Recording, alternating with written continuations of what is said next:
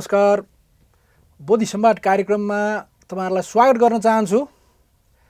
आज एकजना युवा व्यक्तित्व, उहाँ व्यावसायिक रूपमा आफ्नो व्यवसाय पनि गरिराख्नु भएको छ।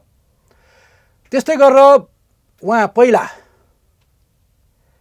पार्टीगत रूपमा पनि आबद्ध हुनुभएको थियो र अहिले पनि नेपालको राजनीतिक क्षेत्रमा केही गर्छु भनेर लाग्नु भएको थियो। उहाँ पहिला विवेकशील पार्टीको one of the member, founder मेम्बरको रूपमा पनि उहाँले कार्य गर्नु भएको थियो। त्यस्तै गरेर अहिले उहाँले नयाँ पार्टी एउटा खोल्नु भएको छ, जसलाई वैदिक समाजवादी पार्टी भनेर उहाँहरूले चाहिँ नामाङ्करण गर्नु भएको छ र त्यो पार्टीको उहाँ संयोजक पनि हुनुहुन्छ। उहाँ हुनुहुन्छ सन्तोष प्रधान। कार्यक्रममा स्वागत छ तपाईलाई। हस्, धन्यवाद, हार्दिक नमस्कार। अब विवेकशील पार्टीमा धेरै लाग्नुभयो हैन? तपाईलाई हामी सबैले चिनेको विवेकशील, तपाईँ यङ हुनुहुन्छ हैन? देशको निम्ति केही गर्नुपर्छ भनेर लाग्नु भएको छ, विवेकशील पार्टीमा लाग्नुभयो। त्यसपछि तपाईँहरूको विवेकशील पार्टी र साझा पार्टीको जोइन भइसके पश्चात पनि तपाईँ क्रियाशील भएरै लाग्नुभयो र अहिले एउटा नयाँ पार्टी मानिसहरूले सोच्दाखेरि ओहो यो कस्तो होला भनेर चाहिँ पनि भन्ने गर्छ, वैदिक समाजवादी पार्टी हजुर हैन भनेर खोल्नु भएको छ। यो वैदिक समाजवाद भने चाहिँ के हो यो? धन्यवाद, मलाई यसरी यो कार्यक्रममा तपाईँले बोलाइदिनु भएकोमा, कुरा गर्नेलाई यो मेरो राख्नलाई त्यो अवसर दिनुभएकोमा। वैदिक समाजवाद भनेपछि चाहिँ नामैले केही हदसम्म वेदसँग र जुन एउटा समाजवादसँग जोडिएको एउटा फिलोसफी हो, एउटा सिद्धान्त हो, नयाँ सिद्धान्त। यो सिद्धान्त चाहिँ हाम्रो चाहिँ मुलुकको, हाम्रो देशको एकदमै यहीँबाट जन्मेको सिद्धान्त भन्न रुचाउँछु मैले। दुवै सिद्धान्तलाई, वेदको सिद्धान्तलाई पनि र समाजवादको सिद्धान्तलाई पनि। यो कुनै आयातित चाहिँ कम्युनिस्ट सिद्धान्त होइन, आयातित चाहिँ कङ्ग्रेसको खालको सिद्धान्त होइन, अथवा अरू संसारमा अरू कुनै देशमा बनेका त्यो सिद्धान्तहरूलाई भन्दा पनि प्राइमरीली चाहिँ वास्तविक रूपमा जुन समाजवाद भनेर भनिन्छ, जुन सोसलिजम भनेर भनिन्छ, त्यो समाजवाद कस्तो हुनुपर्ने त, के हुनुपर्ने, हाम्रो माटो सुहाउँदो, हाम्रो धरती सुहाउँदो कस्तो खालको हुनुपर्छ समाजवाद भनेर चाहिँ त्यो एउटा बहसमा लिएर आउने होइन चाहिँ एउटा प्रक्रिया हो त्यो। अनि त्यो समाजवाद चाहिँ तपाईँको बाहिर देखिने स्केलेटन जस्तो भयो, समाजमा जुन एउटा समाजको जुन एउटा स्ट्रक्चर भन्छ हजुर, त्यो स्ट्रक्चर जस्तो भयो। र त्यो स्ट्रक्चरलाई चाहिँ गाइड गर्ने प्रिन्सिपल्सहरू चाहिँ वेद, भागवत गीता, जुन एउटा हाम्रो एन्सियन्ट, जुन हाम्रो यो भूमिमा, यो धरतीमा जुन बनेको, जुन एउटा लेखिएको जुन ग्रन्थ साहित्यहरू छ, त्यो ग्रन्थ साहित्यहरू त्यो बेलामा मात्रै भनेर भन्दाखेरि आजको दिनमा पनि त्यत्तिकै रिलेभेन्ट छ, त्यत्तिकै हजुरको चाहिँ कन्टेम्पोररी छ र त्यत्तिकै आवश्यक पनि छ। र त्यो एउटा चाहिँ वेद र भागवत गीताले गाइड गरेको सिद्धान्तले मात्रै होइन, तपाईँको आजको जुन एउटा दिग्भ्रमित एउटा चाहिँ राष्ट्र भइराखेको छ, चाहिँ युवा पुस्ता भइराखेको छ, त्यसलाई एउटा सही बाटोमा, सही दिशामा, सही एउटा चाहिँ त्यो ज्ञानले लिएर आउन सक्छ भन्ने मान्यताका साथ हामीले यो वैदिक समाजवादी पार्टी चाहिँ सुरुवात गरे हजुर। अब यो संसारमा समाजवादका धेरै व्याख्याहरू छन् हजुर। कसैले चाहिँ प्रजातान्त्रिक समाजवाद भन्छ हजुर हैन, कसैले अब अहिले नयाँ फेरि चाहिँ वैज्ञानिक समाजवाद भनेर आएको छ। तपाईहरुले वैदिक समाजवाद भनेर भन्नुभयो। समाजवाद र वैदिक जुन तपाईले चाहिँ वैदिकताको चाहिँ तपाईले व्याख्या गर्नुभयो, त्यो मिलनबिन्दु हुन सक्छ र? म त तपाईँको समाजवाद र वैदिकता चाहिँ एकदमै नजिकसँग जोडिएको भनेर देख्छु हजुर। कसरी नजिकसँग जोडिएको देख्छु भनेर भन्दाखेरि के भन्छ, हाम्रो जुन ऋषिमुनिहरूले जुन गुरुकुलमा जुन पहिला पढाउनुहुन्थ्यो, जुन शिक्षाको एउटा प्रणाली थियो, त्यो शिक्षाको प्रणाली समाजवाद भनेको के त भन्ने कुरामा जोड्दाखेरि प्राइमरीली जुन प्राथमिक रूपमा शिक्षा, स्वास्थ्य र घाँसबास कपास र रोजगारीको व्यवस्था चाहिँ सरकारले व्यवस्था गर्नुपर्ने हैन, चाहिँ समाजको जुन एउटा स्टेट छ, समाजलाई जुन लिड गर्ने, गाइड गर्ने जुन एउटा स्टेट छ, त्यो स्टेटले लिड गर्नुपर्ने, त्यो स्टेटले चाहिँ जिम्मेवारी लिनुपर्ने भन्ने हो हैन। पहिला त्यसै गरी नै गुरुकुल शिक्षाको कम्तीमा चाहिँ कुरा गर्दाखेरि गुरुकुलले त्यो चाहिँ व्यवस्थापन लिन्थ्यो के। अनि त्यस्तै आयुर्वेदिक तपाईँको चाहिँ आयुर्वेदिक चाहिँ अस्पतालहरू पनि, अस्पताल भनेको अब मोडर्न शब्दमा अस्पताल भयो, त्यतिखेर आयुर्वेदिक वैद्यखाना भनेर भनिन्थ्यो हैन, त्यस्तै खालको पनि थियो। त्यो भएको कारणले गर्दाखेरि चाहिँ मलाई यतातिर म अलिकति तपाईँलाई काटेँ। अब बेडमा हजुर। होइन बेडमा कस्तो व्यवस्था गरिएको छ त भन्दाखेरि बेडमा पहिलाको पुरानो बेडमा है अहिले त अब नभनौँ पुरानो बेडमा चाहिँ अब त्यो बेला चाहिँ उच्च घरानिया व्यक्तित्व त्यसो भनेको क्षेत्री होइन ब्राह्मणहरूले चाहिँ त्यहाँ शिक्षा लिने तर शूद्रहरू चाहिँ हजुर हजुर हो अछुतको नाममा चाहिँ त्यहाँ शिक्षा ग्रहण गर्न नसक्ने त्यसको उदाहरणको रूपमा तपाईँले महाभारतकै उदाहरण कर्णलाई गरिएको व्यवहार होइन त्यो कर्ण चाहिँ अब एउटा चाहिँ ऊ शूद्र भएको कारणले गर्दाखेरि उसले चाहिँ त्यहाँ शिक्षा नपाएको उहाँको पिता एकलव्यको कारण एकलव्य पनि शूद्र भएको कारणले गर्दाखेरि एकलव्यलाई पनि त्यहाँ चाहिँ त्यो इन्ट्री नगराएको हजुर अनि तपाईँले वैदिक समाजवाद भन्नुभएको छ त्यो वैदिकता र समाजवादको मिल्छ त समाजवादमा त जातभात पनि हुँदैन होइन छुवाछुत पनि हुँदैन त्यसलाई कसरी चाहिँ लाने विचार गर्नुभएको छ थ्याङ्क यू यो धन्यवाद यो प्रश्न गर्नुभएकोमा वेदमा पहिला सुरु त वेदको कुरा गरौँ है अघि उसले भन्दै गर्दाखेरि वेद भनेको चाहिँ टु नो हो जान्नु हो यो कुनै निश्चित धर्म सम्प्रदायको किताब होइन वेदमा के भनिएको छ भनेर भन्दाखेरि उसको बारेमा वेद तपाईँको वेदान्त सूत्र चाहिँ आदि शङ्कराचार्यले पछिल्लो समयमा आएर चाहिँ आदि शङ्कराचार्यले वेदको चाहिँ सूत्रहरूलाई चाहिँ अझै सजिलो पार्नुभयो वेदले के भन्छ भनेर भन्दाखेरि ब्रह्म सत्य जगन मिथ्या जीवो ब्रह्मैव नापरा यसको अर्थ के भन्दाखेरि ब्रह्म सत्य छ सबै जीवहरू त्यही ब्रह्मको अंश हुन् होइन यो जगत मिथ्या छ सबै जीवहरू त्यही ब्रह्मको अंश हुन् र हरेक जीव त्यो ब्रह्मको अंश भइसकेपछि हामीले देख्ने केही पनि कुनै पनि कुरा यो पुरा ब्रह्मभन्दा फरक छैन तपाईँ पनि त्यही ब्रह्मको अंश हो म पनि त्यही ब्रह्मको अंश हो तपाईँ म मात्रै नभएर हामीले देख्ने हरेक जीवात्मा चाहिँ एनिमल्स भयो हजुरको रुख बिरुवा भयो फ्लोरा एन्ड फौना जे हाम्रो एक्जिस्टेन्समा देख्छौँ नि यो सबै त्यही ब्रह्मको अंश हो भनेर भनिन्छ होइन त्यो तपाईँले म जातको कुरामा आउँदैछु हजुर जातको कुरामा चाहिँ त्यही आदि शङ्कराचार्यले के भन्नुहुन्छ नबुझेर यो त्यो महाभारतका मान्छेहरू त्यही भएर त तपाईँको सत्ययुग चाहिँ त्रेतायुग त्रेतापछि द्वापर आयो द्वापर युगको कुरा गर्दैछौँ हामी महाभारतको कुरा म चाहिँ कसरी इन्टरप्रिटेसन गरिएको छ भन्ने कुरा लिएर मात्र होइन तपाईँको त्रेतामा पनि त्यस्तै व्यवहार भएको ल तपाईँलाई एउटा कुरा भन्छु म त्यही अघि मैले वेदको कुरा गर्दाखेरि भन्दै थिएँ नि आदि शङ्कराचार्यले के भन्नुभएको छ भनेर भन्दाखेरि अब यो सबै पण्डित पुरोहितहरूले बुझ्नुपर्छ सबैभन्दा पहिला चाहिँ यो थिचोमिचो भएकै हो यो गलत भएकै हो अहिलेको मात्रै होइन उतिखेरको पनि होइन पण्डित पुरोहितले गरेको आफ्नो ठाउँमा छ तर जसलाई हामी मतलब चाहिँ हाम्रो चाहिँ वेद अनुसार अथवा चाहिँ हाम्रो धर्म हिन्दू धर्म अनुसारै जसलाई चाहिँ हामीले चाहिँ मानव भनिन्छ त्यो भनिन्छ तिनीहरूबाटै त्यो छुवाछुतको व्यवहार भएको देखिन्छ कि त्यो कहानीमै पनि तपाईँले त्रेतायुगको रामको कुरा गर्ने हो भनेदेखि रामले एकजना ऋषि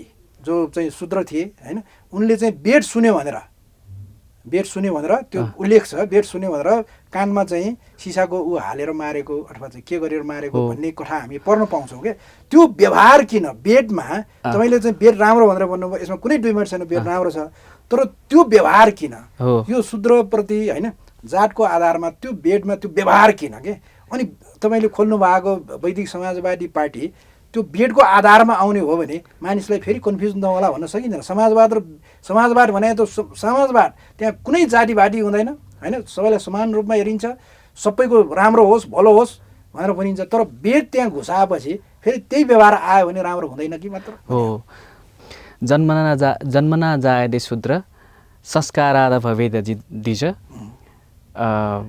वेदे पाठात भवेद ब्रह्म जानत इति ब्राह्मण भन्छ वेदे पाठात भवेद विप्र ब्रह्म जानत इति ब्राह्मण भन्छ के यसको मतलब के भनेर भन्दाखेरि जन्मिदा सबै शूद्र हुन्छन् सत्य के हो भनेर भन्दाखेरि जन्मिदा सबै मान्छेहरू शूद्र हुन्छन् उसको व्यवहारले उसको गुणले उसको चरित्रले उसको जात के हो भन्ने निर्धारण गर्छ जसले वेद जान्दछ त्यो मान्छे प्रिय बन्दछ र जसले ब्रह्मलाई जानेको हुन्छ त्यो मान्छे नै ब्राह्मण हो कुनै पनि वेदले के भन्छ भनेर भन्दाखेरि कुनै पनि मान्छेको जाति जन्मले निर्धारण हुने होइन त्यो मान्छेको जाति चाहिँ उसको व्यवहारले अनि उसको व्यवहारभन्दा पनि प्रमुख कुरा भनेको चाहिँ उसको जुन चरित्र छ नि हजुर त्यो चरित्रले निर्धारण गर्ने हो ब्राह्मण क्षत्रिय वैश्य शूद्र भनेको चाहिँ यो वेदमा लेखिएकै छ वेदान्त सूत्रमा लेखिएकै छ त्यही कारणले गर्दाखेरि ब्राह्मणको छोरा ब्राह्मण हुनुपर्छ भन्ने छैन होइन क्षत्रियको छोरा क्षत्रिय हुनुपर्छ भन्ने छैन तपाईँको चाहिँ शूद्रको छोरा शूद्र हुनुपर्छ भन्ने छैन। उसको निज संस्कार जस्तो हुन्छ, त्यो निज संस्कारले चाहिँ त्यो मान्छेको निज संस्कार र निज गुणले चाहिँ त्यो मान्छेको जात र धर्म जात निर्धारण गर्ने हो। यो कुरा चाहिँ वेदमा वेदान्त सूत्रमा लेखिएको छ। यो नै हो। अब हामीले वैदिक समाजवाद भनेपछि यही कुरालाई चाहिँ हामीले समाजमा पुनर्परिभाषित गर्नलाई, धर्मको कुरा र जातको कुरालाई चाहिँ पुनर्परिभाषित गर्नलाई चाहिँ वेदमा खासमा यस्तो लेखिएको छ है, पण्डित पुरोहितहरूले त्यो बेलादेखि नै बिगार्दै आए, अब चाहिँ बिगार्नु हुँदैन, अब चाहिँ सपार्नुपर्छ है भन्ने कन्टेक्स्टमा चाहिँ वैदिक समाजवादी पार्टीको आवश्यकता पर्यो। तपाईँको पार्टीले चाहिँ सुधार होस् होइन, किनभनेदेखि अहिले पनि हाम्रो नेपालमा पनि भारतमा पनि होइन यो जातभातको कारणले गर्दाखेरि जातीयताको कारणले गर्दाखेरि अहिले पनि छुवाछुतको व्यवहार छ। अस्ति भर्खरै पनि धेरै मान्छेहरू मर्या छ होइन। त्यसरी चाहिँ अब एउटा चाहिँ अब एउटा प्रेमिकासँग चाहिँ उसले बिहा गर्छ भनेर गयो, त्यत्रो मान्छे मर्या छ होइन। यस्तो व्यवहार चाहिँ नहोस् र तपाईँको पार्टीले चाहिँ यस्ता खालका व्यवहारहरूलाई चाहिँ त्यसलाई चाहिँ मिलाएर लान सकोस् भन्ने चाहिँ म तपाईँलाई शुभकामना दिन चाहन्छु। अर्को एउटा कुरो चाहिँ तपाईँ शिव र बुद्धका सिद्धान्तहरू सँगसँगै लानुपर्छ होइन। हजुर, शिव पनि यही माटोमा चाहिँ उभाएको होइन, अब बुद्ध यही माटोमा जन्मिएको होइन। यी सिद्धान्तहरू शिव र बुद्धका सिद्धान्तहरूलाई सँगसँगै लानुपर्छ भन्ने मान्यता राख्ने मान्छे होइन। के आधारहरू हुन सक्छन् शिव र बुद्धका सिद्धान्तहरूलाई सँगसँगै लाने आधारहरू के हुन सक्छ?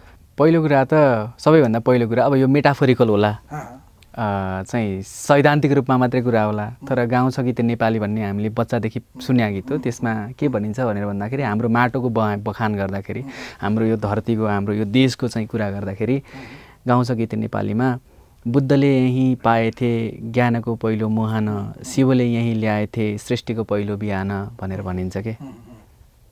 बुद्धले पनि शिवले पनि हाम्रो आज लगभग तपाईँको संसारमा दुइटै चाहिँ बुद्ध धर्मको कुरा गर्ने हो, नम्बर सङ्ख्यामा कुरा गर्ने हो, र चाहिँ हिन्दू धर्मको कुरा गर्ने हो, लगभग 2.5-3 अरब जनसङ्ख्या होला, अलमोस्ट 3 अरब जनसङ्ख्या होला टोटल गर्दाखेरि हजुरको टोटली। त्यो 3 अरब लगभग विश्वको लगभग आधी जस्तो जनसङ्ख्याले जे कुरामा विश्वास राख्नुहुन्छ त्यो विश्वास राख्ने चाहिँ जम्मा यो विश्वको 0.03% भूमिमा जन्मेका मान्छेहरू, भूमिमा चाहिँ पदार्पण गरेका मान्छेहरूले त्यो सिद्धान्त पत्ता लगाउनु भएको छ कि। शिवले पनि पशुपतिनाथ भनेर भनिन्छ शिवलाई। पशुपतिनाथ भनेपछि अब यो नबुझेका हुन्। पहिलो कुरा चाहिँ हिन्दू अथवा हिन्दू भन्ने छैन, चाहिँ वेदमा काहीँ पनि हिंसा गर्नुपर्छ भनेर लेखिएको छैन। हिन्दूहरूले सबै त्यो मन्दिरमा जुन बलि चढाउँछन् त्यो त्यही मन्दिरमा मात्रै नभएर यो जुन आम रूपमा पनि जुन खाइराखेको छ नि, काटमार भइराखेको छ, जुन भइराखेको छ नि, त्यो वेदमा काटमार गर्नुपर्छ, काटमार गर्नुहुन्छ भनेर काहीँ लेखेकै छैन। यो संस्कारको कुरा हो। त्यो संस्कार त अपभ्रंश हुँदै आयो नि त। पशुपतिनाथ भनेर भनिन्छ। अनि पशुपतिनाथ भनेपछि पशुहरूको सबै चाहिँ देवता भयो, पशुहरूको नाथ भयो, पशुहरूको पति भयो। अनि त्यो देवता मान्ने चाहिँ हिन्दू भनाउँदाहरू पशुपतिनाथलाई मान्ने होइन, उसको सबै चाहिँ जनावरहरूको नाथलाई मान्ने, अनि उसैको चाहिँ भक्तहरूलाई काटेर खाने, यो कस्तो खालको धर्मको कुरा गरिरहेछौँ हामी? समाजमा कस्तो धर्म इस्टाब्लिस छ है? पहिलो कुरा त पूजापाठ गर्दाखेरि अर्काको बलि दिने कुरै गलत छ। पूजापाठ गर्दा मात्रै होइन, दैनिक रूपमा जुन खाइराखेका छन् नि मान्छेहरू, अब यो चाहिँ ऱ्याडिकल कुरा होला, यसले मासु नखायो भनेर भन्यो होला यत्रो मान्छेहरूलाई। तर आफ्नो तपाईँको जिब्रोको स्वादको लागि, आफ्नो मनको स्वादको लागि अर्को जीवको चाहिँ हत्या गर्ने अधिकार मलाई कसले दियो? बुद्धले पनि यही भन्नुहुन्छ। शिव र बुद्ध यहाँ यसरी म्याच हुन्छ, पहिलो कुरा। अर्को कुरा भनेको चाहिँ दुवैजनाले चाहिँ शिवलाई सत्यम शिवम सुन्दर पनि भनेर भनिन्छ, निर्गुण र अन्त्यमा गएर निर्गुण र निराकार भनेर पनि भनिन्छ। बुद्धले पनि शिवले पनि यही हो। चाहिँ अब शिवको सबै तपाईँको व्याख्या अनुसार कुराहरू अनुसार चाहिँ पहिला चाहिँ आस्था, ममाथि आस्था राख, अनि ममाथि आस्था राखेपछि तिमीलाई लिबरेसन दिन्छु भनेर भन्नुहुन्छ। तर बुद्धले के भन्नुहुन्छ अझै एक स्टेप अगाडि गएर भनेर भन्दाखेरि, मेरो आफ्नो बुझाइमा ममाथि आस्था राख्नुभन्दा पहिला आफैले जान पहिला नो कि मैले जे भनिराखेको छु त्यो भनेको कुरा सत्य छ कि छैन, त्यो कुरा पहिला आफैले जान्नु पर्यो। आफैले जानेर मात्रै सत्य छ भने मात्रै आफूलाई लाग्छ त्यो सत्य भने अनि मात्रै फलो गर्नु पर्यो भनेर भन्नुहुन्छ।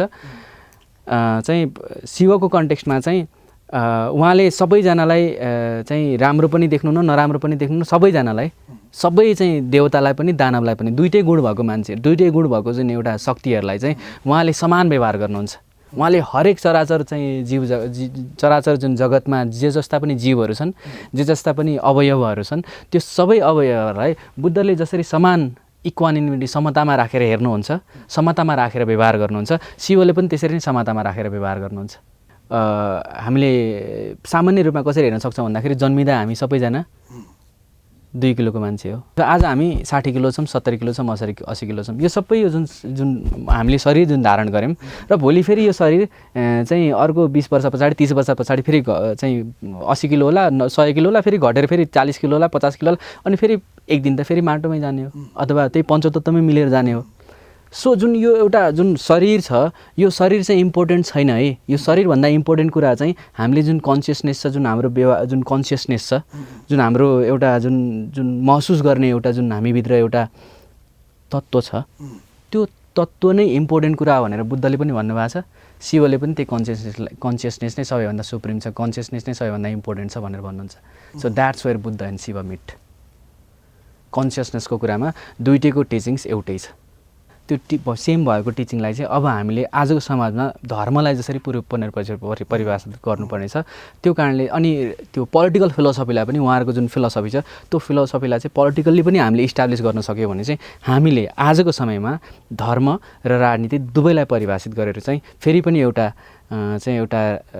भनौँ न, अब शब्दमा कुरा गर्दाखेरि राम राज्य भनेर भनिन्छ, तर एउटा युटोपियन सोसाइटी भनौँ न, एउटा राम राज्य जहाँ चाहिँ सबै मान्छेहरू सुखी छन्, सबै मान्छेहरू चाहिँ सम्पन्न छन्, सबै मान्छेहरू चाहिँ आत्मबोध छ सबैजनामा एउटा त्यो बोध पलाएको छ, त्यस्तो खालको एउटा समाज परिकल्पना गर्न सकिन्छ भनेर एउटा हामीले त्यो सपना देखिरहेछौँ। हजुर, तपाईँ आफै पनि एकजना व्यवसायी मान्छे होइन, व्यवसाय पनि गरिराख्नु भएको छ, तपाईँ धर्ममा पनि लाग्नु भएको छ होइन, राजनीति पनि गर्नुभएको छ। यो धर्म, राजनीति र व्यवसायलाई हजुर सँगसँगै लान सकिन्छ र?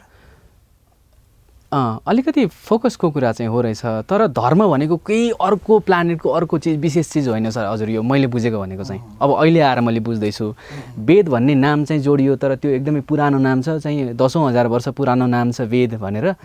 चाहिँ 4वटा वेदहरू छन्, वेदान्त सूत्रहरू छन्, उपनिषद्सहरू छन्, त्यही कुरा नै अल्टिमेट कुरा हो त भन्ने कुरा होइन। अहिले मैले बुझेको धर्मलाई पुनर्परिभाषित गर्ने भन्ने कुरामा चाहिँ धर्म, राजनीति, व्यवसायको कुरा गर्नु भने धर्म भनेको चाहिँ अर्को केही पनि होइन, धारण गर्नु हो।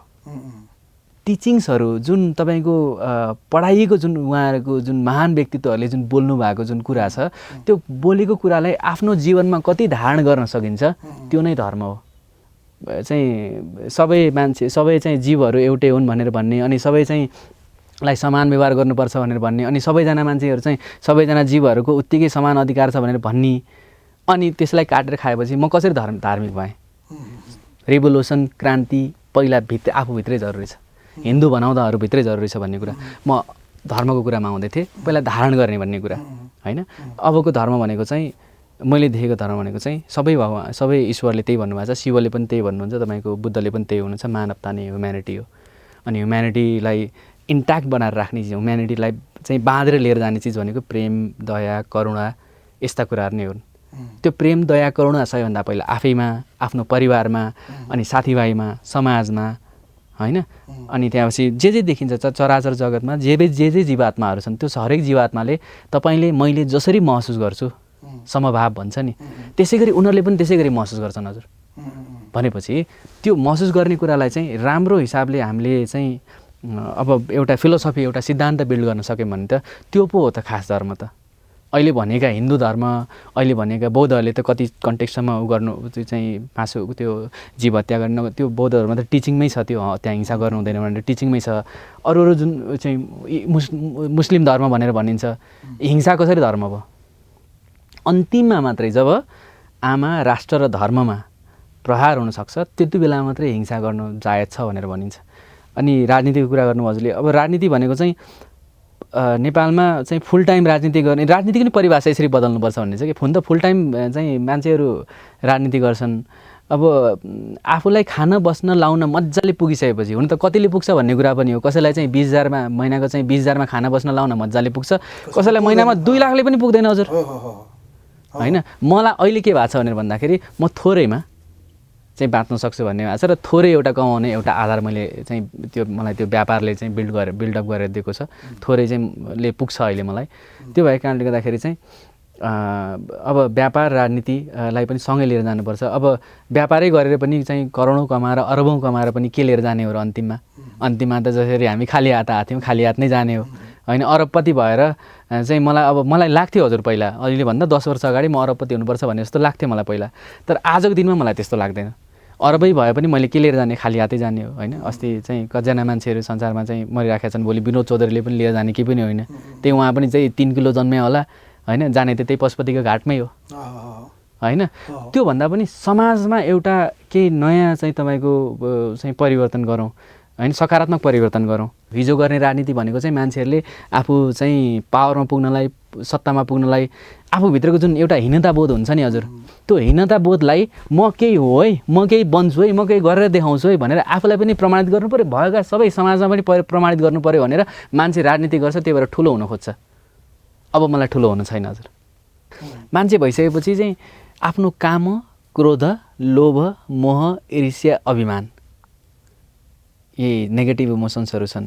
अब पोजिटिभ इमोसनमा हजुरको माया, दया, करुणा नेतृत्व स्थापित गर्नका निमित्त के गर्नु पर्यो? पुरानो वृद्ध नेतृत्वहरूले आफ्नो लोभ र डर छोड्नु पर्यो पहिला। र लोभ र डर छोड्नु न उहाँले भने अधिकार मागेर पाइन्न, लडेर लिनुपर्छ भनेर भन्दाखेरि युवाहरूले त्यो आँट चाहिँ राख्नुपर्छ। एउटा पुस्ताले त्यो आँट चाहिँ राख्नुपर्छ र त्यो पुस्ता हाम्रो पुस्ता हो कि अब म युवाहरूले त्यही सबैजना जान सक्नुहुन्छ, त्यो आँटका साथ जान सक्नुहुन्छ, त्यो नेतृत्व लिनका निमित्त तपाईँहरू जान सक्नुहुन्छ। देयर इज नो फेलियर भन्छ। फेलियरबाट, असफलताबाट डराउनै भएन कोही युवाहरू पनि। जब डराउँछन् नि युवाहरू अथवा युवाहरूलाई लोभ पलाउँछ कि म यिनको चाहिँ पछाडि लाग्यो भने भइरहेकै त्यही छ पोलिटिकल पार्टीहरूको कन्टेक्स्टमा, म एउटा कुनै नेताको पछाडि लाग्यो भने त्यो नेताले चाहिँ मलाई चाहिँ युवा सङ्गठनको, विद्यार्थी सङ्गठनको, अब के सङ्गठनको मलाई अध्यक्ष बनाइन्छ, त्यहाँपछि मेरो एक्सपोजर हुन्छ। जसरी त्यो उहाँ नेताले माथिबाट जसरी चाहिँ भनौँ न अब टर्रो शब्दमा भन्दाखेरि टु सम एक्सटेन्ट चाहे विदेशीको होस्, चाहे देशीको होस्, चाहे कुनै व्यापारीको होस्, जसरी भए हुन्छ चाहिँ कुरा गरेर टर्रो शब्दमा दलाली भने, सरी मैले यो कसरी राख्नुहुन्छ यसलाई होइन, मैले दलाली भन्नेमा त्यो गरेर लिएर आएको फन्डले, त्यो इन्फ्लुएन्सले, त्यो मिडियासँग गरेको जुन एउटा नेगोसिएसन छ, त्यो नेगोसिएसनले नै भोलि आफू पनि पालिन्छु भन्ने एउटा डर र लोभ चाहिँ युवाहरूले छोड्नु पऱ्यो। जबसम्म त्यो डर र लोभ चाहिँ युवाहरूले छोड्दैनन् तबसम्म चाहिँ युवाहरू नेतृत्वमा आउँछु भनेर नसोचे पनि हुन्छ। बुद्धले के भन्नुभएको थियो नि, मैले भनेकै कुरा विश्वास गर्नु नगर है। बुद्धले के भन्नुभयो, आफै एक्सपिरियन्स गरेर आफै जान, अप्पो दिपो भव, आफैभित्र प्रकाश ल्याऊ, आफैभित्र त्यो ज्ञान ल्याऊ, आफैभित्र अध्ययन गर। त्यो आफैभित्र अध्ययन गर भन्ने कुरा चाहिँ अब यहाँ काम लाग्छ कि म सम्पूर्ण युवा चाहिँ वर्गका साथीहरूलाई, हरेक पार्टीका युवा वर्गका साथीहरूलाई के भन्छ भनेर भन्दा अप्पो दिपो भव। अब तपाईँ आफै बल्न सुरु गर्नुहोस्। जबसम्म तपाईँले त्यो आफैभित्र त्यो बाल्न सुरु गर्नुहुन्न, त्यो योग, त्यो त्याग होइन, त्यो डर र लोभ जुन छ, त्यो जुन डर र लोभ, म फेल हुन्छु कि भन्ने कुरा एउटा, अर्को लोभ भनेको म एउटाको पछि लाग्यो भने म चाँडै माथि जान्छु भन्ने कुरा। जबसम्म त्यो डर र लोभ त्याग्नुहुन्न, गुलामी मानिसकता रहिरहेको छ। म हरेक पार्टीका युवाहरूलाई त्यही नै भन्न चाहन्छु। हरेक पार्टीका मात्रै नभएर अरू बाँकी जति पनि हुनुहुन्छ जो चाहिँ समाज परिवर्तन हुन्छ, देश परिवर्तन हुनुपर्छ भनेर जुन लागिराख्नु भएको छ यो अभियानमा, एक्लै लागिराख्नु भएको छ, साथीहरूसँग मिलेर राख्नु भएको छ, डर र लोभ छोड्नुहोस्, आफूभित्र दियो जलाउनुहोस्, आफूभित्रको आत्मामा त्यो आँट जगाउनुहोस्। पोसिबल छ, सम्भव छ, त्यो पनि हाम्रै कालमा।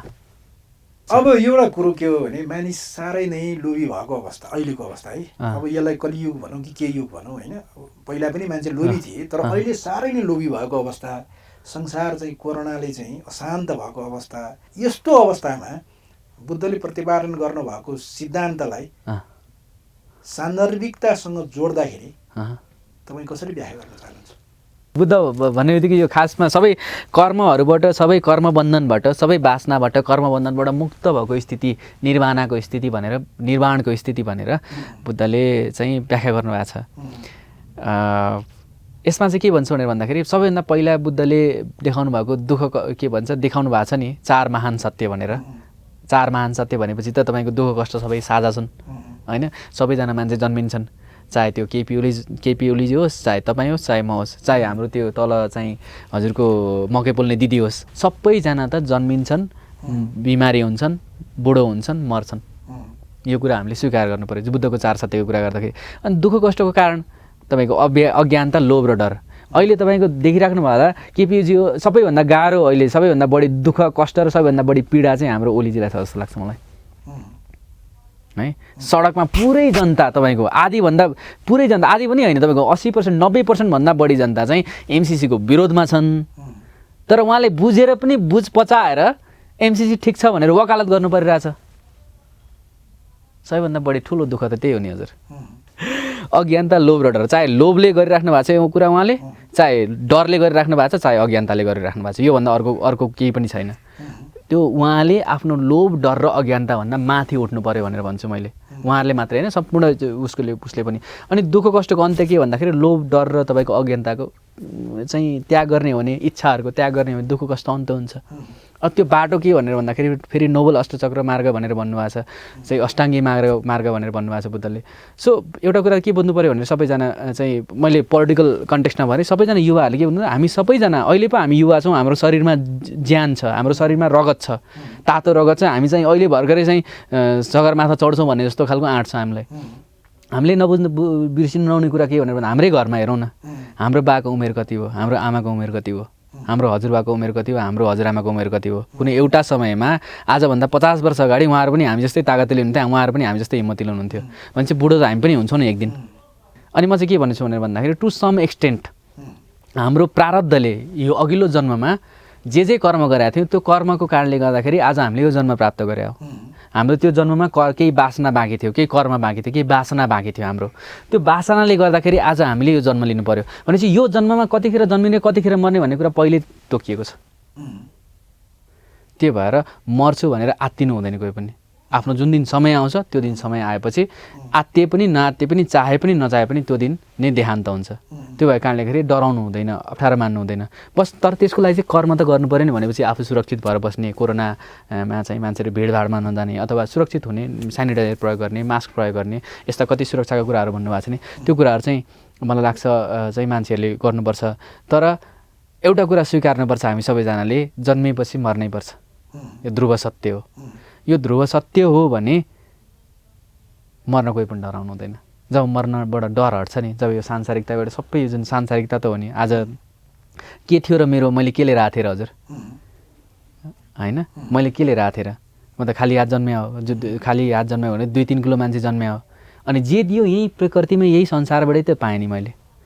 अनि जे छोडेर जान्छु भोलि यही संसारमा त रहन्छ नि, मैले के लिएर भनेको शून्य अल्टिमेटली गएर प्रपर ब्यालेन्स नै हुन्छ के यो भौतिक सुख सुविधाको हकमा, लोभको हकमा कुरा गर्दाखेरि चाहिँ होइन।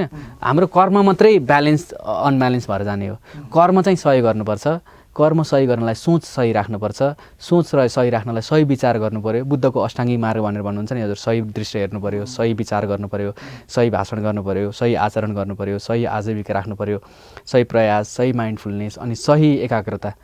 यो नै हो अहिलेको सबैभन्दा ठुलो चाहिँ हामीलाई शान्त राख्न सक्ने ऊ भनेको। एक दिन जन्मिएको हो, एक दिन मर्न छ, शरीर छोड्न छ होइन। अब त्यो शरीर छोड्ने मात्रै नभएर हामीलाई पुरै मोक्षको स्थिति, निर्वाणको स्थितिमा जान मन लागेको छ भने बुद्धले जे बाटो देखाउनु भएको छ त्यो बाटोमा हामी नै हो भने त्यो तपाईँको त्यो मोक्षको बाटो त्यही नै हो, निर्वाणको बाटो त्यही नै हो। युवा नेतृत्वले आँट नगर्ने हो भनेदेखि युवा नेतृत्व आउनै सक्दैन होइन। अब र युवा नेतृत्व यदि आउन सकेन भने नेपालको भविष्य अहिलेको जस्तै हुनेमा कुनै दुई मत पनि रहेन होइन। त अगाडि आउनका निमित्त त अस्तिको साता भने जस्तै यो अब कसैले न कसैले आँट गर्नु पर्यो। आउनका निमित्त, देशलाई हाँक्नका निमित्त कसैले आँट गर्नु पर्यो। तपाईँहरू आउँछु भनेर गर्छु भनेर आउनु भएको छ होइन। तपाईँहरूको योजना चाहिँ के छ त? यो अगाडि आउनका निमित्त तपाईँहरूको योजना चाहिँ के बनाउनु भएको छ यसमा? अब अहिले चाहिँ एकैपल्ट देशभरि सञ्जाल सबैभन्दा ठुलो कुरा भनेको बुद्धले पनि भन्नुभएको छ, बुद्धम शरणं गच्छामि, सङ्गम शरणं गच्छामि, धम्मम शरणं गच्छामि, सङ्गम शरणं गच्छामि भनेर सँगै नै बिल्ड गर्नुपर्छ अहिलेको बेलामा। अनि फेरि यतापट्टि के भनिन्छ भनेर सँगै शक्ति हो, सँगै शक्ति कलियुगमा सङ्गठन नै इम्पोर्टेन्ट कुरा छ। मान्छेहरूको झुन्ड नै, मान्छेहरूको सङ्ख्या नै इम्पोर्टेन्ट कुरा छ। त्यसको लागि चाहिँ अब हामीले सङ्ख्या एक हताट बढाउँदै लिएर जाने भनेर भन्दाखेरि पनि कम्तीमा वेद र भागवत गीता र यिनले दिने जुन वास्तविक जुन ज्ञान छ, किताबको ज्ञान मात्रै होइन, वास्तविक जुन ज्ञान छ त्यो ज्ञान बुझेका मान्छेहरूलाई मात्रै चाहिँ बिस्तारै समेट्दै जाउँ पहिलो लेयरमा भन्ने चाहिँ हाम्रो प्रमुख उद्देश्य छ भन्ने चाहिँ हाम्रो प्रमुख मान्यता छ अहिलेको लागि चाहिँ। र अर्को कन्टेक्स्टमा हजुरको जुन एउटा जल्दो बल्दो पोलिटिकल जुन एउटा स्थिति बनिरहेको छ देशमा, त्यो स्थिति बनिरहेकोमा चाहिँ जुन एउटा पोलिटिकल एउटा सेनारियो बनिरहेको छ, त्यो सेनारियो बनिरहेको बेलामा चाहिँ युवाहरूलाई अहिले कसरी चाहिँ अहिलेको पुस्ताको नेतृत्वले, जुन पुरानो पुस्ताको नेतृत्वले कसरी देशलाई चाहिँ भड्खालोमा हाल्न, कसरी देशलाई चाहिँ तपाईँको अप्ठ्यारोमा पार्न लागिराख्नु भएको छ, त्यो विषयमा सकेसम्म बढीभन्दा बढी युवाहरूलाई जनचेतना फैलाउँ, बढीभन्दा चाहिँ बढी युवाहरूलाई चाहिँ जानकारी दिउँ।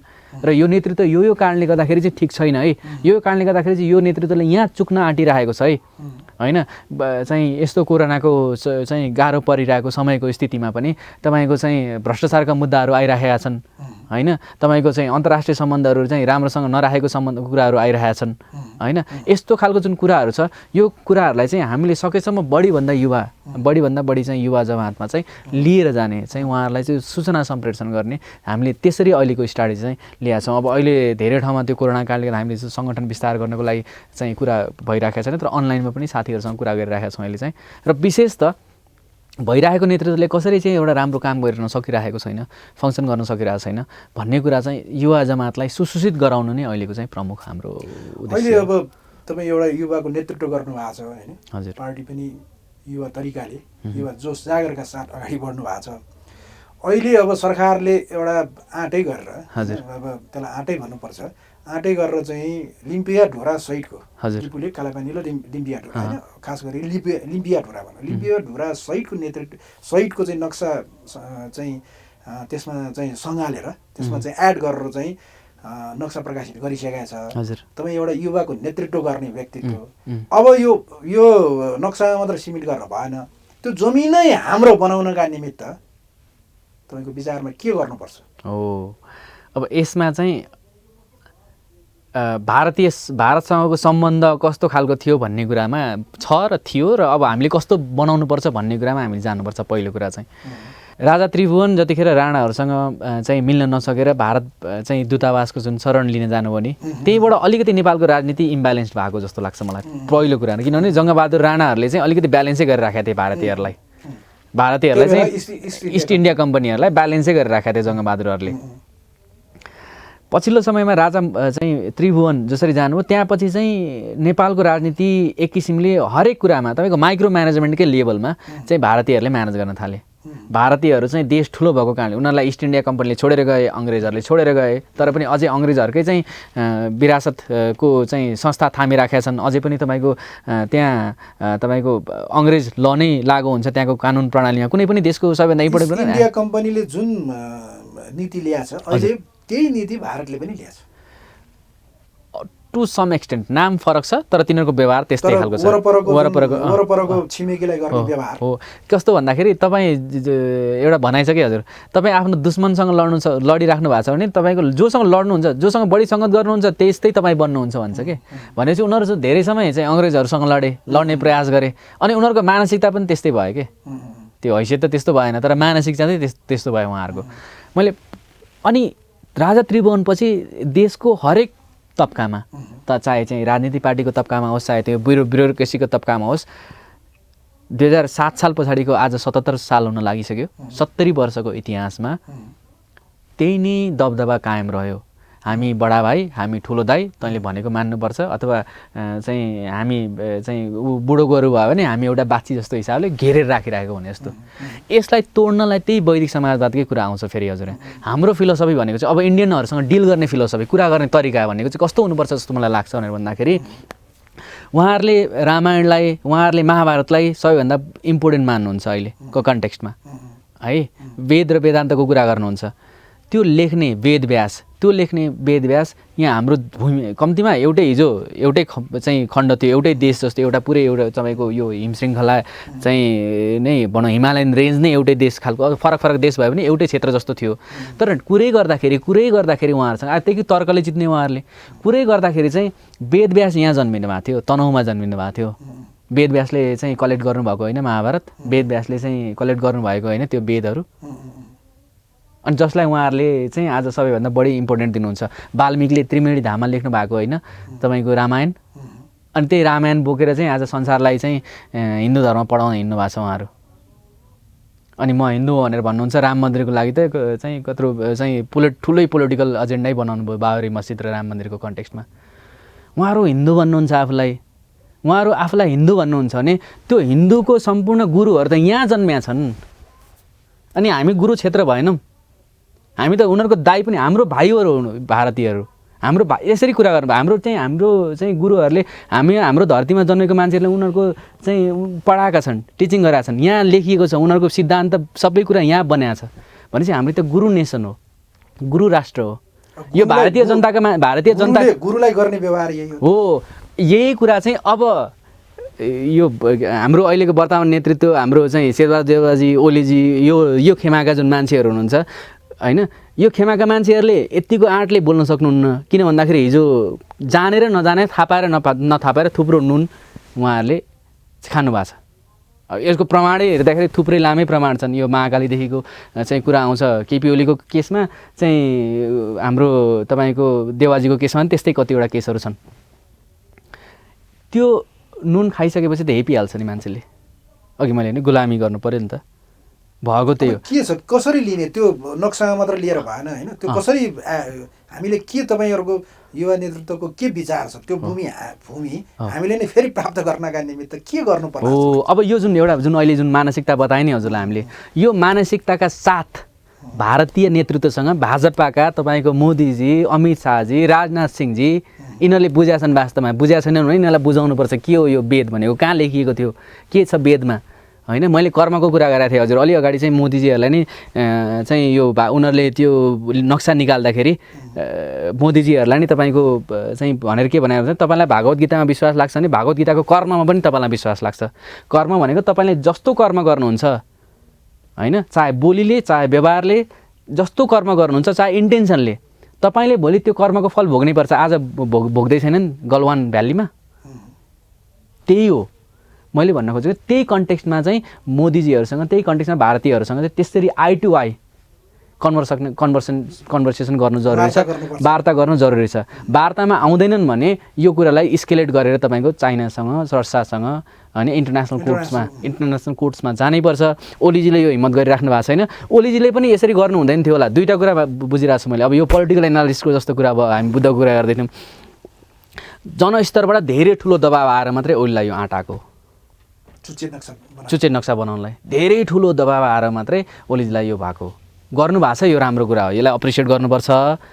तर उहाँले जुन कोरोनाको बेलामा जुन एउटा सरकार सही तरिकाले चलाउन नसकेको बेला पनि ढलमल गर्दै टिकिरहेछ नि, राष्ट्रवादको नारा दिएपछि त केही समय टिकिन्छ, त्यो भन्ने कन्टेक्स्टमा पनि होला। उहाँले यो मुद्दा त्यसै गरी आई टु आई उनीहरूलाई भारतीय तिमीहरू चाहिँ भाइ हो भनेर मान्दैनौ भने तिमीहरू चाहिँ हाम्रो हैसियत उस्तै छ, त्यो हैसियत अनुसार चाहिँ गफ गर्नु पऱ्यो भनेर मोदीजी राजनाथजीहरूसँग ठाडै कुरा गर्न सक्ने हुनु पऱ्यो। नत्र भने यो चाहिँ नक्सा मात्रै निकालेर काम छैन। यसको लागि चाहिँ हामीले जनस्तरबाट चाहिँ युवाहरूले जनस्तरबाट सरकारलाई ढाडस दिने कुरा त छँदैछ।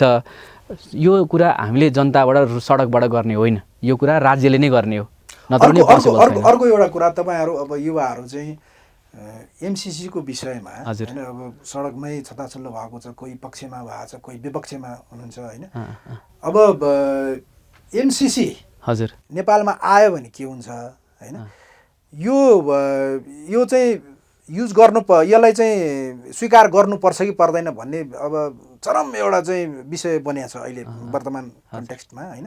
तपाईँको विचारमा एमसिसी नेपालको निम्ति आवश्यक छ कि छैन?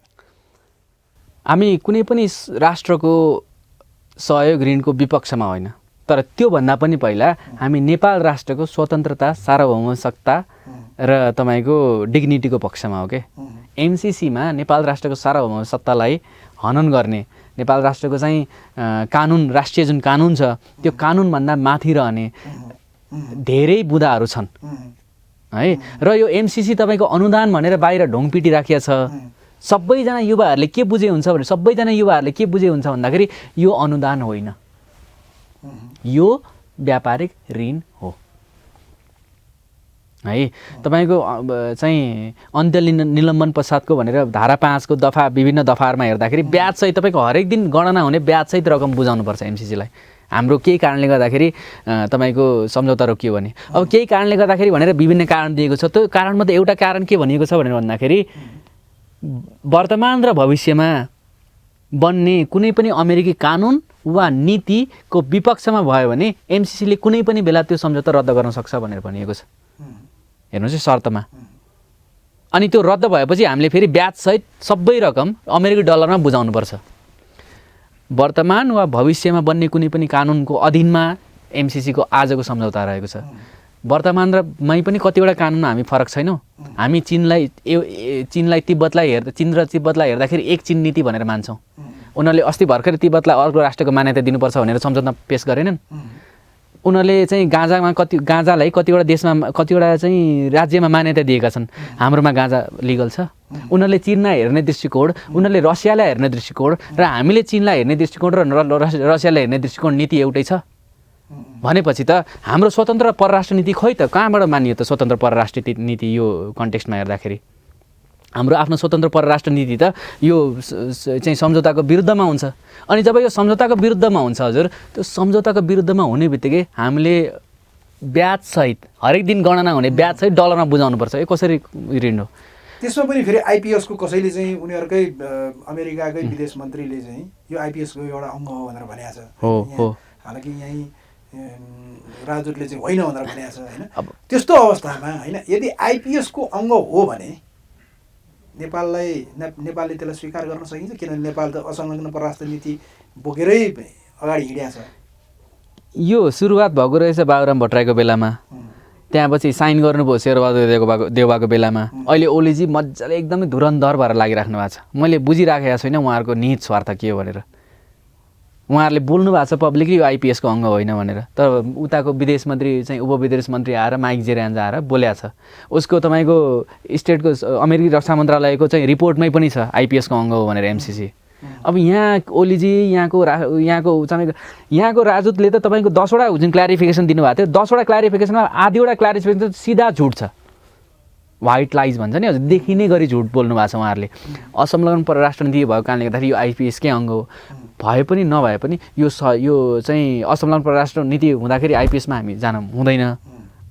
आइपिएसको अङ्ग भए पनि नभए पनि यस्तो शर्तहरू धारा चाहिँ 5 को शर्तहरू, तपाईँको चाहिँ धारा चाहिँ दफा 6.8 को शर्तहरू, दफा तपाईँको 7.1 को शर्तहरू हेर्दाखेरि नेपालको सार्वभौमसत्ता, नेपालको जनताको चाहिँ जुन संसदको जुन एउटा गरिमा छ, संसदको जुन अधिकार छ, त्यो अधिकार क्षेत्रलाई नाघेर धेरै ठाउँमा गरिएको छ, धेरै ठाउँमा चाहिँ यो सम्झौतामा लेखिएको छ। त्यो कारणले गर्दाखेरि एमसिसी सम्झौता चाहे देउवाजीले भनुन् चाहे चाहिँ केपीजीले भनुन्, यो सम्झौता लागू भयो भने नेपालको भविष्य, नेपालको युवाहरूको भविष्य, नेपालको देशकै भविष्य, राष्ट्रकै भविष्य अत्यन्तै अन्धकारमय छ भनेर मैले बुझाएको छु। जम्मा आधी अरब डलरलाई यसरी चाहिँ देशको अस्मिता, देशको चाहिँ राष्ट्रियता र देशको चाहिँ कानुनलाई माथि हुने चिज लागू गर्नु हुँदैन भन्ने कुरा पनि सरसर्ती अध्ययन गर्दाखेरि हजुर एमसिसी चाहिँ नेपालको संविधान भन्दा नि माथि राखिएको छ, राष्ट्रिय कानुनभन्दा माथि राखिएको छ, संविधान भन्दा माथि होइन। अब उनीहरूका मानिसहरूलाई चाहिँ अब हामीले समाउनु नहुने होइन, 6.8 धारा दफा 6.8 समाउनु नहुने भनेपछि अब कहीँ गल्ती हुन्छ, मान्छे हो केही गल्ती गर्छ के गर्छ होइन। अब हामीले हाम्रो संविधान अनुसार राष्ट्रपति प्रधानमन्त्रीलाई पनि कानुन लाग्छ नेपालको संविधान, राष्ट्रपतिलाई पनि कानुनले छुन्छ, प्रधानमन्त्रीलाई पनि कानुनले छुन्छ। तर त्यो लेखिएको धारामा उनीहरूलाई नेपालको कुनै पनि कानुनले नछुने, न्यायपालिकाले नछुने भनेपछि यस्तो खालको सन्धि सम्झौता गर्दाखेरि तपाईँहरू जतिको युवा नेतृत्वले अब के गर्ने विचार गर्नुभएको छ? यो के छ, यसको चाहिँ कसरी लाने, यसलाई अगाडि लाने विचार गर्नुभएको छ? यसको लागि चाहिँ सरकारलाई नै हो हामीले दबाब दिने। पहिलो कुरा भनेको चाहिँ सरकारलाई दबाब दिने भनेको दुईवटा कुरा हुन्छ। एउटा सोसल मिडियाबाट भयो हामीले दबाब दिने होइन, तपाईँको सामाजिक सञ्जालबाट दबाब दिने भन्ने कुरा, एउटा सडकमा आएर होइन। अलिकति विभाजित छन् चाहिँ युवाहरू यस विषयमा, थोरै विभाजित छन्, नबुझेर विभाजित। कतिजना यस्तो दुई खालका मान्छेहरू छन् कि हजुर यहाँ। एउटा युवाहरू चाहिँ नबुझेर लहैमा लागेका छन्, उनीहरूलाई बुझायो भने यो गलत रहेछ भनेर बुझ्छन्। अर्को युवाहरू चाहिँ त्यहीँका नुन खानेहरू छन्। नुन खानेहरू भनेको चाहे एमसिसीसँग सम्बन्धित होस् डिरेक्टली, चाहे युएस एमबिसीसँग डिरेक्टली इन्डिरेक्टली सम्बन्धित होस् होइन, चाहे युएसले 1 महिना घुमाएर लिएर आएको मान्छे होस्, चाहे युएसले 15 दिन घुमाएर लिएर आएको मान्छे होस्, चाहे युएसले युनिभर्सिटीमा तपाईँको चाहिँ स्कलरसिप दिएर पढाएको मान्छेहरू होस्। त्यहाँ 1 महिना खर्च गरेको बेला, त्यहाँ चाहिँ 15 दिन चाहिँ युनिभर्सिटीमा पढाएको बेला, अथवा एमसिसीकै जागिर खाने मान्छेहरू एमसिसीको वकालत पनि गरेर हिँडिरहेछन्। मैले देखिरहेको छु, अस्ति एपी अन टेलिभिजनको एउटा प्रोग्राममा देखियो। त्यो टेम्पोररी हो नि, जन्मेको त यो मुलुकमा हो नि। पहिला त यो मुलुकको सारामा सत्ता यो मुलुकको स्वतन्त्रता प्रधान कुरा हो नि, मुख्य कुरा हो नि। यो युवाहरूले जति पनि दिग्भ्रमित प्राय छद्म विद्वानहरू भन्छु म यिनीहरूलाई होइन। अब यो चाहिँ बुद्धको प्रोग्राममा बोधि संवाद प्रोग्राममा यो कसरी यसले गाली गर्न खोज्यो भन्ने कुरा पनि होला, तर सत्य कुरा त सत्य कुरा हो नि हजुर होइन। छद्म विद्वानहरूले गर्दाखेरि होइन 2-4 दिन चाहिँ युएससँग सम्बन्धसँग 2-4 दिन 2-4 महिना चाहिँ युएस चाहिँ इम्बेसीसँग चाहिँ युएसको चाहिँ परराष्ट्रहरूसँग होइन अमेरिका चाहिँ घुमेर आयो भनेर भन्दै बित्तिकै चाहिँ पेपरमा लेखिएको कुरालाई गलत तरिकाले इन्टरप्रिटेसन गर्न त मिलेन नि। यो छद्म विद्वानहरूबाट चाहिँ बच्नु जरुरी छ भन्छु। अघि भन्नु न अप्पो-दिप्पो भयो। त्यो भएर म सम्पूर्ण युवाहरूलाई के रिक्वेस्ट गर्न चाहन्छु भनेर भन्दाखेरि उहाँहरूले एमसिसीको जुन वेबसाइटमा छ यो चाहिँ सम्झौताको बुदा आफै पढ्नुहोस्। अनि अब हामी चाहिँ सरकारलाई दबाब दिनको लागि होइन सरकारलाई दबाब दिनको लागि चाहिँ अब हामी चाहिँ सरकारले सोसियल मिडियाबाट मान्छ मानिहाल्छ होइन भने अब हामी चाहिँ सडकमै ओर्लिनु जरुरी हुन्छ। जब सडकमा ओर्लिन्छ नि जनता, जब सडकमा जब युवा शक्ति आउँछ नि यो चाहिँ थामी नसक्नुहुन्छ, यो अर्को जनआन्दोलनको स्वरूप हासिल गर्छ भने जस्तो मलाई लागिरहेछ। यो एमसिसी मात्रै मुद्दा छैन नि हजुर, यहाँ त तपाईँको चाहिँ कोरोनाको बेलामा भ्रष्टाचारको पनि मुद्दा छ नि, यहाँ त तपाईँको कोरोनाको बेलामा हावादारी कुरा गर्ने बेसारे कुरा पनि छ नि, सबै जोडिन्छ हजुर यहाँ त। अब बुद्धले जहिले पनि हजुर प्रकृतिलाई एउटा चाहिँ प्रकृतिसँग सामञ्जस्यता कायम गरेर चाहिँ जानुपर्छ भनेर भन्नुभएको छ होइन। प्रकृतिलाई नै सबैभन्दा ठुलो शक्ति प्रकृतिलाई नै मान्नु भएको छ होइन। अहिलेको अवस्था, अहिले कोरोना भइसके पछाडि सबैजना हामी लकडाउनभित्र बसिराख्दाखेरि तपाईँलाई पनि याद होला काठमाडौँ उपत्यकाको पनि वातावरण कति स्वच्छ भएको थियो। यो संसारकै भएको काठमाडौँ उपत्यका मात्र होइन, संसारकै वातावरण स्वच्छ भएको अवस्था। काठमाडौँ उपत्यकाबाट चाहिँ सगरमाथा पनि देखिने अवस्था सिर्जना भएको थियो। अब अहिले बिस्तारै त्यो लकडाउन खुलेपछि त्यो ढमिलो हुँदै गएको छ। अहिले हामी आफैले चाहिँ त्यसलाई महसुस गरेका छौँ होइन। यहाँबाट सगरमाथा देखिने अवस्था सिर्जना भएको थियो। तपाईँले चाहिँ ओजोन तहको पालहरू टालिँदै गएको अवस्था भएको थियो होइन। क्लाइमेट चेन्जको जुन चाहिँ अवस्था सिर्जना भएको थियो, क्लाइमेट चेन्ज पनि बिस्तारै साम्य हुँदै गएको अवस्था थियो। अब तपाईँले भनिदिनुहोस् कि अहिलेको अवस्था यो जुन मानिसले प्रकृतिलाई गरेको व्यवहार, जुन व्यवहार गरेका थियो नि मानिसले प्रकृतिलाई, प्रकृति बिगार्दै गएको अवस्था होइन। अब अनेकौँ कारणले गर्दाखेरि अब यहाँ गाडी त्यत्तिकै गुड्या छ, पल्युसन त्यत्तिकै भएको छ होइन। संसारको प्रकृति वातावरणीय अवस्थालाई क्षति पुर्याएको बापत प्रकृतिले मानिसलाई दिएको एउटा यो मार हो भनेर भन्दाखेरि तपाईँ त्यसमा के भन्नुहुन्छ? हामी सबै प्रकृतिको अङ्ग हो। अघि मैले हजुरलाई भने नि यो धरती मात्रै होइन, पञ्चतत्त्व भनेको तपाईँको यो पुरै वायुमण्डल आकाश जति छ नि हजुर, पृथ्वी र वायुमण्डल आकाश त्यो सबै त्यसैको हामी प्रक्रिया हो। अहिले भर्खरै पानी पर्यो होइन, भर्खरै पानी पर्यो भने त्यो पानी नै तपाईँको चाहिँ जमिनमा गयो, त्यो जमिनै तल जान्छ, तल गएपछि हामी कलबाट तान्छौँ अथवा धाराबाट तान्छौँ, त्यही पानी खान्छौँ। त्यही हाम्रो शरीरमा 70% पानी छ। अनि त्यही पानी फेरि हामी चाहिँ वासरुम जान्छौँ, चाहिँ पिसाब फेर्छौँ, त्यही पानी फेरि जमिनमा जान्छ। कसले कुन पानी खायो भनेर ख्याल हुन्छ? त्यही सबैले त्यही पानी खाने हो।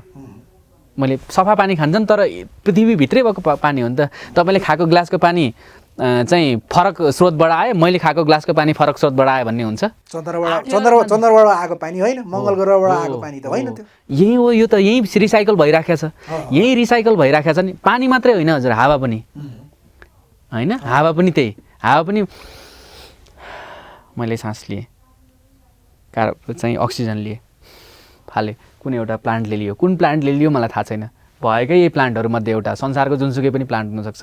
फेरि उसले लियो, उसले फेरि अक्सिजन छोड्यो, अनि त्यो अक्सिजन फेरि तपाईँले लिनुभयो, अनि तपाईँले गर्नुभयो, अर्कोले लियो, अर्कोले गर्यो। यो एउटै वायुमण्डलमा यो हामी सबै इन्टरकनेक्टेड छौँ हजुर। अनि यो सबै इन्टरकनेक्टेड भन्नुको मतलब भनेको चाहिँ यो सबै प्रकृतिकै देन हो। यो प्रकृति त मान्छेहरूभन्दा चाहिँ हजारौँ लाखौँ करोडौँ वर्ष अगाडिदेखि थियो नि। अनि मान्छेहरू आएर जति मान्छेहरू पपुलेसन थपिँदै गयो, मान्छेको लोभ लालच बढ्दै गयो, मान्छे चाहिँ औद्योगिकरण गर्न थाल्यो। पहिले थियो नि, यो त सत्य कुरा हो नि हजुर होइन र। तपाईँको डाइनोसरहरू थियो भनेर भनिन्छ, यो साइन्सले नै प्रमाणित गरेको कुरा। मान्छेहरू आउनु जति मान्छेहरू आए, लोभ लालच जति विकास हुन थाल्यो, लोभमा लालचमा मान्छेहरू होइन तपाईँको धेरै चाहिँ कमाउने बिगारेकै हो नि, मान्छेले बिगारेको हो नि। पृथ्वीलाई बिगारेको, वातावरणलाई बिगारेको, खतम पारेको त मान्छेले नै हो नि। कुनै बाघ भालु अथवा कुनै कुकुरले अथवा बिरालोले बिगारे त होइन? होइन होइन हो, मान्छेले बिगारेको हो नि। मान्छे अब सचेत हुनुपर्छ, सचेत भएन भने आउने पुस्ताले दुःख पाउँछ। अब अब हामी सचेत हुनुपर्छ। यो चाहिँ बागमती खोला, टुकुचा खोला यो चाहिँ पानी फोहोर गएर भयो भने यसले रोग कसलाई लाग्छ? हामीलाई लाग्छ होइन? अनि त्यहाँपछि फेरि महामारी फैलिन्छ। त्यसरी नै हो, मान्छेले चाहिँ प्रकृति भनौँ न, पानी भयो, हावा भयो होइन, तपाईँको यो सबै इन्टरकनेक्टेड छ कि एक आपसमा होइन। अब त्यो माटो भयो होइन, त्यहाँ चाहिँ तपाईँको त्यो खनिज पदार्थ मिसिएको चाहिँ गलत तरिकाको माटोमा फलेको चाहिँ तरकारी खायो भने, धान खायो भने, चामल खायो भने हानि कसलाई हुन्छ? हामीलाई हुँदैन? अनि जति धेरै हामीले त्यो चाहिँ औद्योगिकरणको नाममा, जति धेरै चाहिँ विकासको नाममा प्रकृति जब बिगार्दै जान्छौँ नि, अनि प्रकृतिले यस्तै खालको समय समयमा यस्तै खालको तपाईँको ब्यालेन्स गर्नलाई यो तपाईँले यस्तो कोरोनाको यो मारलाई चाहिँ प्रकृतिको मार भन्न चाहिँ तपाईँ भन्न रुचाउनु? अब हजुरको साइन्टिफिकल्ली ल्याबमा बनाएको पनि भनेर भनिरहेछन् कतिजना मान्छेहरूले चाहिँ। तर मलाई प्रकृतिले बेला बेलामा चाहे महामारी ल्याएर होस्, चाहे भूकम्प ल्याएर होस्, चाहे आग लागिरहेर होस्, चाहे बाढी ल्याएर होस्, यो मान्छेहरूलाई चाहिँ बेला बेलामा सन्तुलन गराउँछ क्या, देखाउँछ। मान्छेहरूलाई, मानवहरूलाई के देखाउँछ भनेर भन्दाखेरि, बाबु तैँले मलाई क्रिएट गरेको होइन, मैले तँलाई क्रिएट गरेको भनेर प्रकृतिले देखाउँछ। र सत्य नै यही हो, हामी सबै प्रकृतिको अङ्ग होइन? यो मानवहरूले बुझ्नु जरुरी छ कि अहिले वैदिक समाजवादको एउटा ठुलो फिलोसफी तपाईँको चन्द्र र सूर्यलाई मान्ने सँगसँगै चन्द्र र सूर्य एक्सटर्नल फोर्सहरू भए, हामी पृथ्वीमा छौँ। वैदिक समाजवादको एकदमै ठुलो फिलोसफी भनेको यो भएको जुन प्रकृति छ, यो प्रकृतिलाई संरक्षण गर्नुपर्छ, पूजा गर्नुपर्छ भन्ने हो। र हिन्दू धर्ममा 33 कोटी देवतामा पनि त्यही भनिन्छ। अघि हजुर 33 कोटी देवता भनेको पनि यो सबै प्रकृतिको अङ्ग हो। अघि हजुरले चाहिँ बुद्ध धर्ममा पनि प्रकृतिलाई भनेर भन्नुहुन्छ। प्रकृति, यो बुद्ध धर्ममा पनि प्रकृतिलाई नै सबैभन्दा पहिला पूजा गर्नुपर्छ, प्रेम गर्नुपर्छ र प्रकृतिलाई नै फैलाउनु चाहिँ राम्रो व्यवहार चाहिँ गर्नुपर्छ भनेर भनिन्छ। सो त्यहाँ गएर शिव र बुद्ध त्यहाँ गएर पनि मिल्छन् के। वैदिक समाजवाद पार्टीले चाहिँ हजुरको प्रकृति नै हो प्रमुख कुरा, चन्द्र र सूर्य पर छन्। उनीहरूको चाहिँ सिद्धान्त र चाहिँ उ गर्ने, वैदिक भनेको हजुरको म चन्द्र भनेर भन्छु, सूर्य भनेको म हजुरको चाहिँ समाजवाद भनेर भन्छु। सो चन्द्र र सूर्यको फिलोसफी, तर इम्प्लिमेन्टेसन हुन्छ पृथ्वीमा, अर्थमा, प्रकृतिमा। त्यो भएको कारणले गर्दाखेरि चन्द्र र सूर्यलाई जति महत्त्व दिन्छ त्यति नै प्रकृतिलाई पनि महत्त्व दिनु पऱ्यो भनेर हामी चाहिँ वैदिक समाजवादीको फिलोसफी चाहिँ अगाडि बढाउन खोजिरहेछौँ। हजुर कार्यक्रममा आइदिनु भयो, धेरै धेरै धन्यवाद तपाईँलाई। हस्, मलाई यो कार्यक्रममा बोलाएर यसरी चाहिँ केही बोल्ने अवसर प्रदान गरिदिनु भयो, केही आफ्नो कुरा राख्ने अवसर प्रदान गरिदिनु, यसको लागि म हजुरलाई, हजुर र हजुरको टेलिभिजनको सम्पूर्ण टिमलाई हार्दिक चाहिँ नमस्कार, हार्दिक साधुवाद, धन्यवाद। उहाँ हुनुहुन्थ्यो सन्तोष प्रधान, वैदिक समाजवादी पार्टीका संयोजक। आगामी साता अर्कै व्यक्तित्व लिएर तपाईँहरूको माझ प्रस्तुत हुने नै छु। त्यतिन्जेलसम्मका लागि मलाई पनि बिदा दिनुहोला। बोधी टेलिभिजन हेर्दै गर्नुहोला। नमस्कार।